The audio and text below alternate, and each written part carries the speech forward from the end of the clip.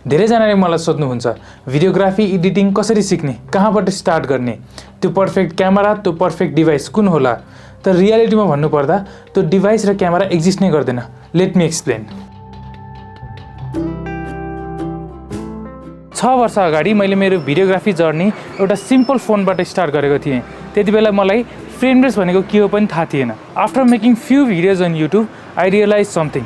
I was learning from myself, not from experiences. So I stepped out of my comfort zone and started shooting wedding, where I learned how to frame a subject, how to talk with clients, and how to adapt when nothing goes as planned. I learned more from weddings than YouTube tutorials. त्यसपछि मैले एउटा marketing agency join गरेँ, where I wasn't just shooting, but I was part of something bigger. Set बनाउने, सुटहरू plan गर्ने अनि टिमसँग coordinate गर्ने। मैले बुझेँ कि एउटा रफ आइडिया पोलिस भिडियो कसरी बन्छ भनेर।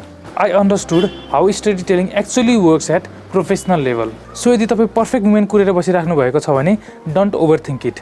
Don't wait for the perfect time, perfect gear. तपाईँसँग जे छ त्यसबाट स्टार्ट गर्नुहोस्। Find someone who is doing what you want to do and offer to help. Free नै किन नहोस्, because when you are in it doing the work you will learn faster than you ever will from the sidelines. म यो सबै कुरा किन भन्दैछु, किनकि म पनि यही ठाउँमा थिएँ, अनस्योर, क्युरियस र स्टार्ट गर्न डराइरहेको। But let me tell you secret, you don't get confident then you start, you start then you get confident. हरेक प्रोजेक्ट, च्यालेन्ज र मिस्टेकले तपाईँलाई बिल्ड गर्छ।